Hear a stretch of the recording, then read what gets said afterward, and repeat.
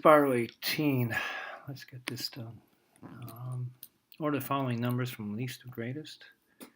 Okay, so you have a little issue here because you have some numbers in decimal notation and some in fraction format, so you might want to change these two.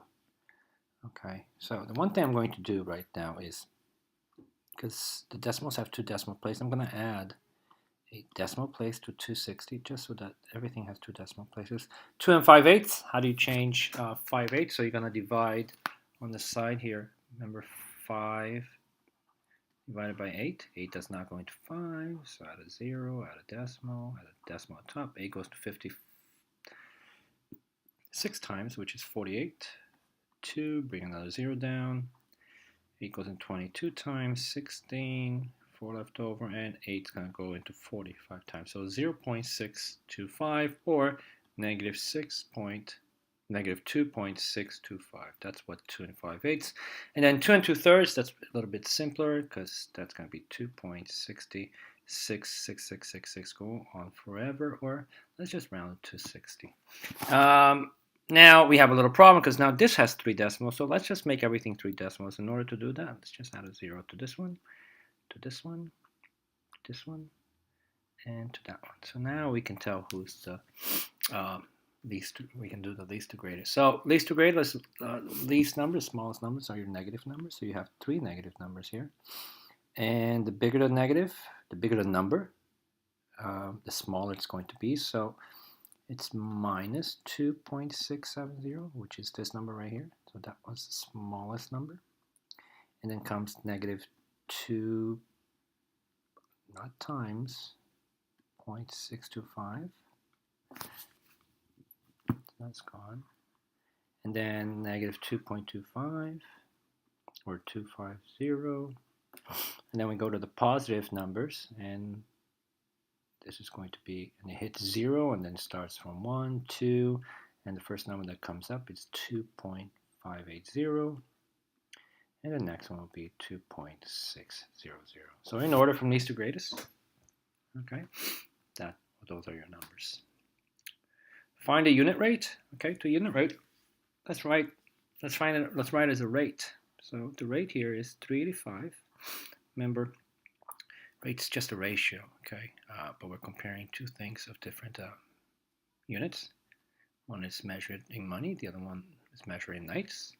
So 385 for 8 nights, and to find the unit rate means how much per 1 unit, or in this case for 1 night.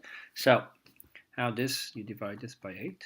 8 divided by 8 gives you 1 night, and on top I'm going to divide it by 8, and 385 divided by 8, I have no idea. And it's going to be, I don't know, $48, and actually it's going to be, let me write this on the side, 48.125, and because we're talking about money, we're going to round to the nearest hundredths, so that becomes 48.13.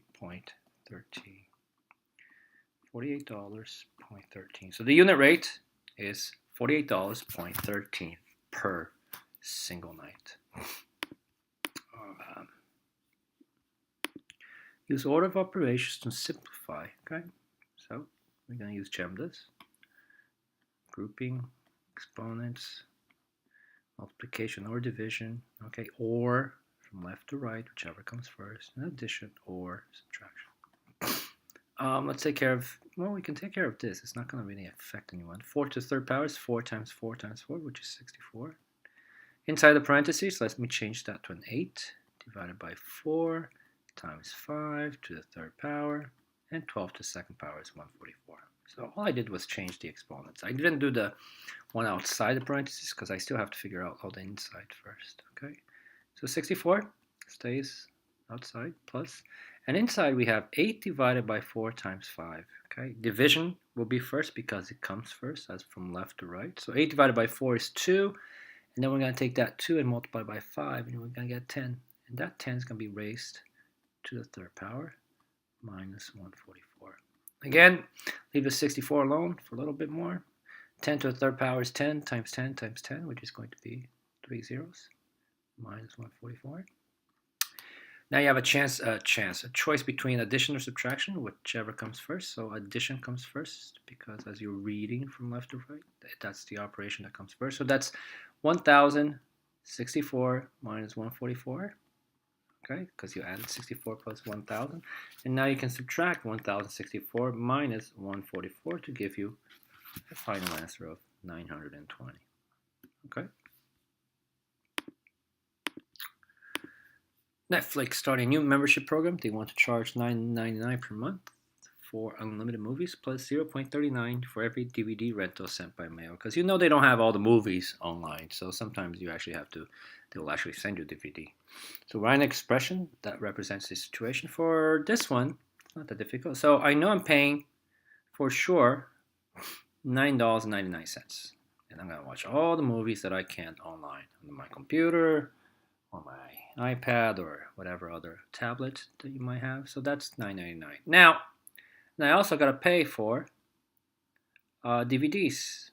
Okay, some movies might not be offered online, so I might actually have to ask them to send me one. So it's going to cost me 39 cents per DVD. So I'm going to multiply that times every DVD that I asked them to send me.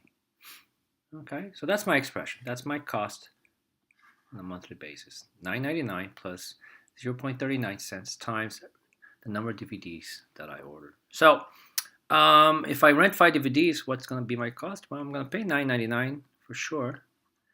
And then I'm going to add, well, I'm going to multiply 0.39, and I rented 5 DVDs. So let's see how much that's going to cost me.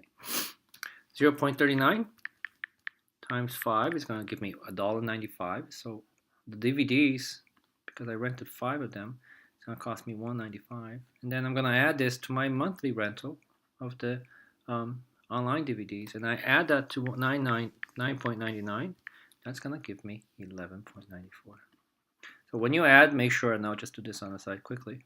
Okay, here's 9.99. Make sure you line up the decimals. Okay, that way all your place files, the right place value is under the right place value. Okay, and you add, and you get 11.94. So the total for this month is $11.94. Okay, because it's $9.99 for the online movies, and since I rented 5 DVDs and each DVD cost me 39 cents, I'm going to pay $1.95 for that portion and add that to my $9.99.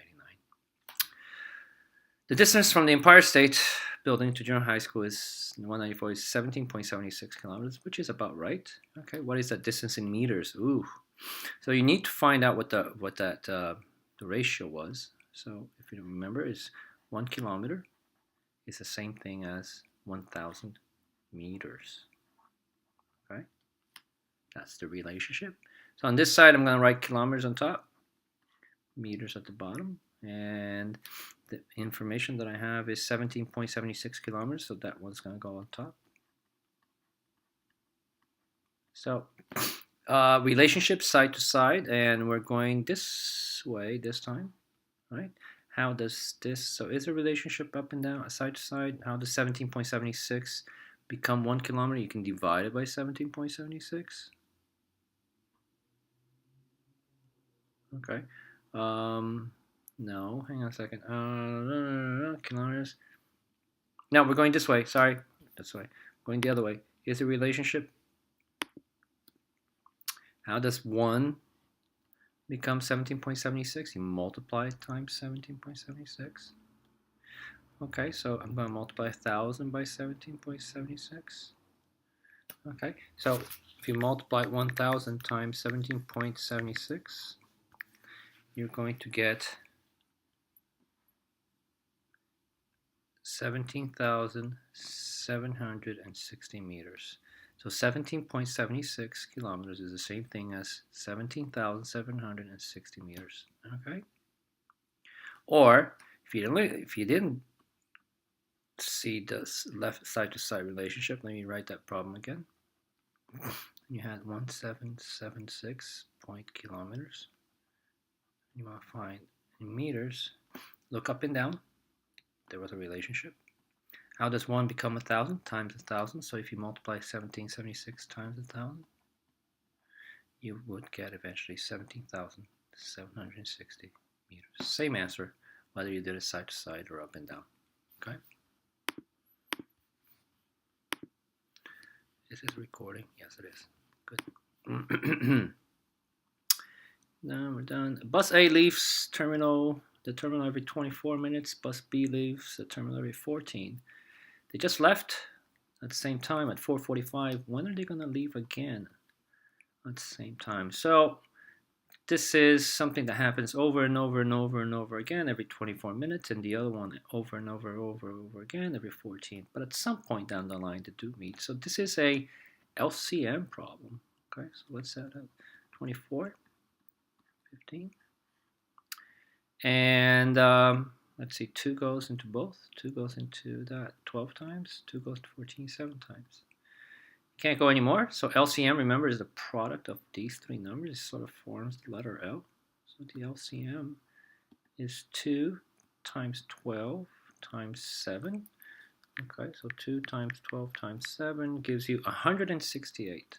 And the unit here is minutes. 168 minutes. So if it's 4:45 right now, you're going to have to add 168 minutes to that. And that's when both of these buses would leave that terminal at the same time. So let's change this. 168 minutes.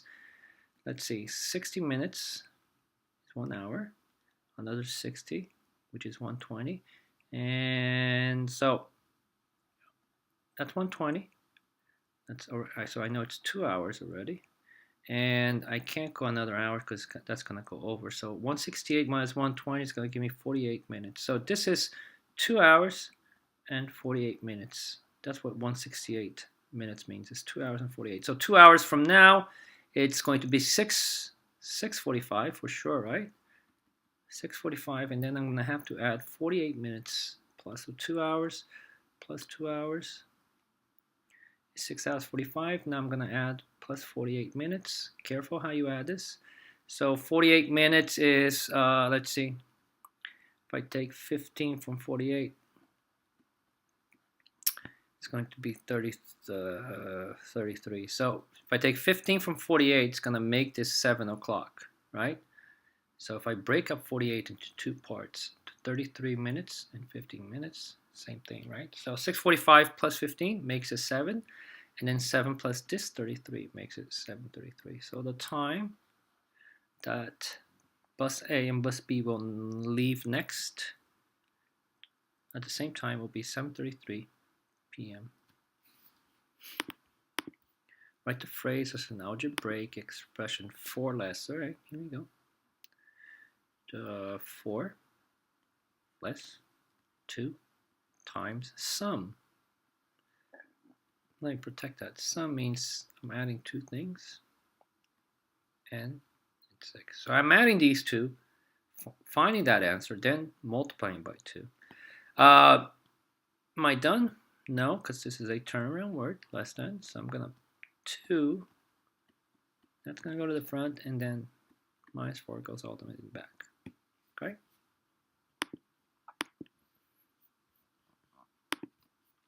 Curly spends 38% of his monthly income on rent.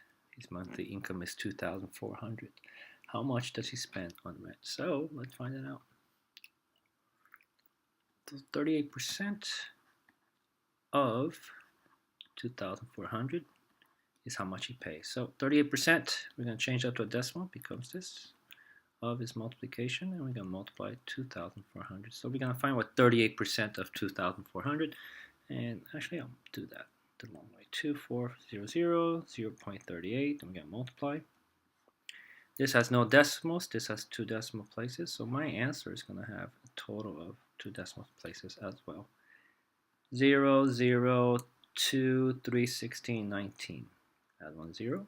3 times 0 is 0. 3 times 0 is 0. 3 times 4 is 12. Goes 1, 6, 7. 0, 0, 2, 11, 9.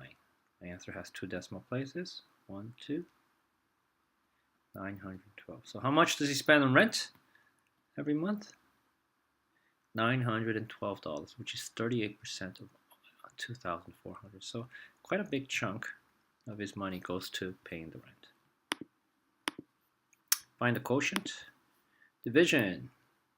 Well, let's change this mixed number to an improper fraction. 9 times 5 is 45 plus 3 is 48 over 5 divided by 8 over 5, 15. We're going to find a common denominator, which is 15, right? Just going to change to 15. That's already a 15, so you don't have to worry about it. So how did the 5 become a 15? Times 3, so I'll multiply the top times 3, 2. 48 times 3 is 24, carry 2, 12, 144 over 15. Now that my denominators are the same, I can actually go like this. Rewrite the problem, and I get 144 over 8, which I can simplify. And to simplify, let's divide 144 divided by 8. 8 goes into 14 one time. Subtract 64, and 8 goes to 64 8 times. The final answer, 18. 144 over 8 is the same thing as 18. Okay. Sam works or earns $45 for every 6 hours of work. How much will he make in 20 hours? So, write as a fraction. Here's $45 and 6 hours of work. And we want to find out how much he makes in 20 hours. Okay, how much money? So the setup, remember, money. Whose phone is ringing? Mine. Yeah, a second. Pause. Yes. Okay. So back to this. All right. So is there an up and down relationship? Let's see. Is there anything that multiplied by 6 gives you 45? No. How about side to side? Is anything multiplied by 6 that give you 20? No. So when there is nothing directly, we can, in this case, let's change this. Let's see if I can reduce this, simplify this, or even make it bigger. Can I divide 45 and 6 by any number? I can. I can divide it by 3. I divide the bottom by 3. 45 divided by 3 is 15. And 6 divided by 3 is 2. So another way of saying how much Sam makes is saying that she makes $15 in 2 hours. It's the same thing as saying 45 in 6 hours. So I'll no longer use this rate, and I'll use this new one because this has a relationship with that. How does a 2 become a 20? Times 10, and on top is going to be times 10. So 15 times 10 is 150. So our answer, in 20 hours, she's going to make $150. That it? There's more? No, 3 more. The ratio of people who own a dog to those who don't own a dog is 14 to 6. So let me write that. So 14 own, and 6 people don't own a dog.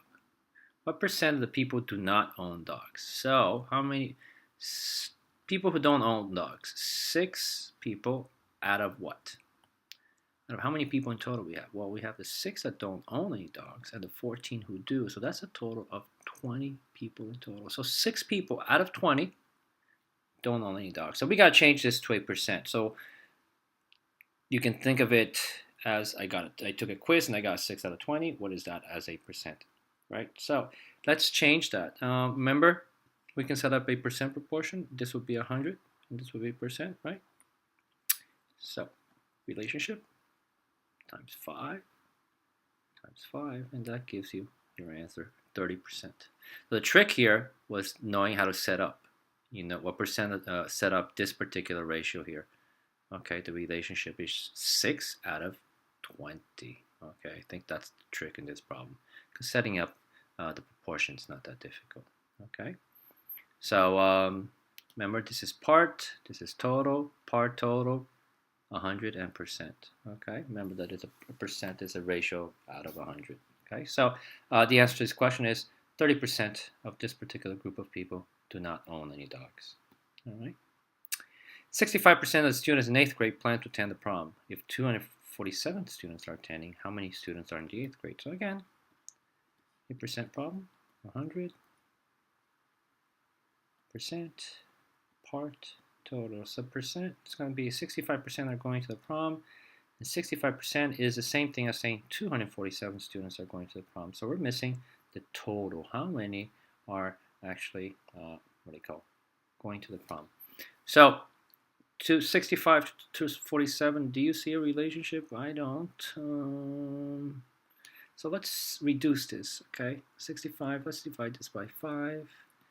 Dividing that by 5 is going to give me 13. And dividing this by 5, it's going to give me 20. So another way of saying 65 over 100 is 13 over 20. Is there now a relationship between 247 and is there anything times 13 equals 247? That's the main question. And yes, there is, times 19. So it's times 19. 13 times 19 is 247. So here I'm also going to multiply by 19. And 19 times 20, that's simple enough. It's 380. So there's my answer. How many students in the 8th grade? 380. And our last question. So find the value of m that will make this equation true. Show your work to explain how you found the value of m. So since as of now we haven't really solved the equations as we're going to learn it using all the standard steps or standard algorithm. Let's use the way that we did it in class the other day, where we threw the apples away, found something that's in common both sides, and threw the apples away. So as of now, there's nothing on the left side. Okay, so this is an equation. There's a left side and the right side. Nothing on this side shares anything with that side. So what I can do